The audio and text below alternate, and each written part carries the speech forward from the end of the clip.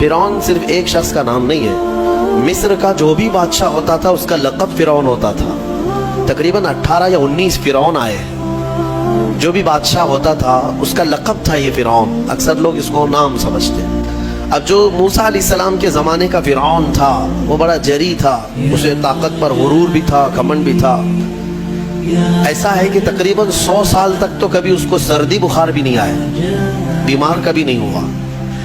तो आदमी को जब कोई तकलीफ ना आए तो वो गुरूर में बढ़ जाता है और उसे ऐसा लगने लगता है कि मैं सबसे पावरफुल आदमी हूँ दुनिया का, मुझे कुछ हो नहीं सकता।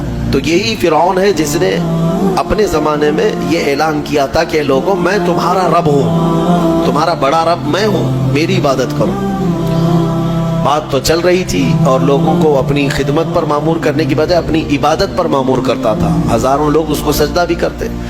एक दिन ऐसा हुआ कि फिरौन ने ख्वाब देखा, आसमान से एक तारा टूट कर उसकी गोद में गिरा या उसके महल पे गिरा और फिर आग लग गई उसके महल में। वो घबरा करके उठा। सुबह नुजूमियों को, काहिनों को बुलाया कि इस ख्वाब की कोई ताबीर सही सही बता दे। बहुतों ने अलग अलग ताबीरें बताई। फिर जो बड़े माहिर नुजूमी थे उन्होंने कहा कि इस ख्वाब की ताबीर ये है कि बनी इसराइल खानदान में एक बच्चा पैदा होगा जो तेरी सल्तनत को हिलाक कर देगा, तेरी सल्तनत के हिलाक करने का बाइस बनेगा। ख्वाब की ताबीर सुनने के बाद शाही फरमान जारी कर दिया उसने कि बनी इसराइल में आज के बाद जो भी लड़का पैदा होगा उसे मार दिया जाएगा, क्योंकि वो बच्चा कहीं सल्तनत की हिलाक करने वाला पैदा ना हो जाए। तो ये ऐलान के बाद बनी इसराइल खानदान में जो भी लड़का पैदा होता उसे मार दिया जाता, बेटों को ज़बह कर देता था और लड़कियों को जिंदा छोड़ देता था। 1 साल के अंदर इन्होंने 12,000 बच्चों को ज़बह किया, पैदा होते ही कत्ल कर देते थे। लड़के को जिंदा रहने का हक नहीं था, सिर्फ डर था। ये वो ज़माना है जब मूसा अलैहिस्सलातु तस्लीम की अभी विलादत नहीं हुई, विलादत से पहले इतने बच्चे मारे गए। फिर उसके दरबारियों ने उससे रिक्वेस्ट किया कि अगर ऐसे सब मार दिए जाएं तो आपकी खिदमत के लिए बच्चे कहाँ से मिलेंगे, जवान कौन होगा। तो 1 साल छोड़ा जाता, 1 साल मारा जाता। इत्तेफाक ऐसा कि जिस साल मारा जाने वाला था उसी साल मूसा अलैहिस्सलाम की पैदाइश। उनकी माँ हमला थी और पैदा होने का वक्त जब करीब आया तो अल्लाह तबारक व तआला जिसे जहाँ चाहे बचाए, हाँ जिस अंदाज में चाहे वो अल्लाह ताला हिफाजत फरमाता है। तो मूसा अलैहिस्सलाम की माँ के दिल में अल्लाह ने बात इल्का की कि तहखाने में चली जाएं।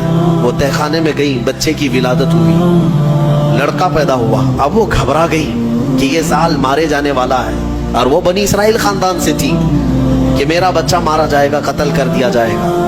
तो अल्लाह तबारक व तआला ने उनके दिल में ये बात इल्का की कि एक संदूक ले लो लकड़ी का और उसमें इस बच्चे को डालकर दरिया में बहा दो।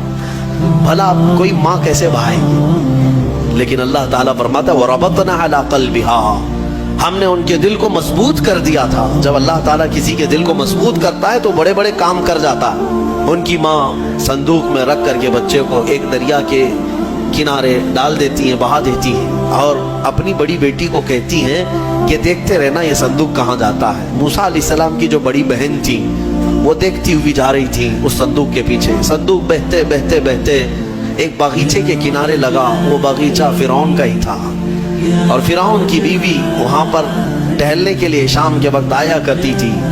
जब वो अपनी कनीज़ों के साथ वहाँ आई तफरीह के लिए तो एक संदूक को अपने बगीचे के किनारे लगा हुआ देखा, उठाने के लिए कहा, उठाया गया तो निहायत ही खूबसूरत बच्चा।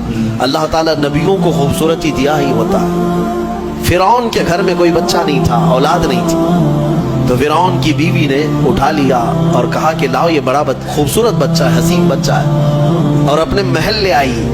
फिरौन से कहा कि आज समंदर में, दरिया में बहता हुआ एक बच्चा किनारे पर आ लगा, मैंने उसको उठा लिया है। फिरौन ने कहा कहीं ये बच्चा तो नहीं जो मेरी सल्तनत को हिलाक करने का सबब बने। बीवी ने कहा ऐसा कैसे हो सकता है, वो तो बनी इसराइल खानदान में पैदा होगा, ये तो किसी दरिया से बहता हुआ आया है, पता नहीं कौन से मुल्क से आया, कहाँ से आया।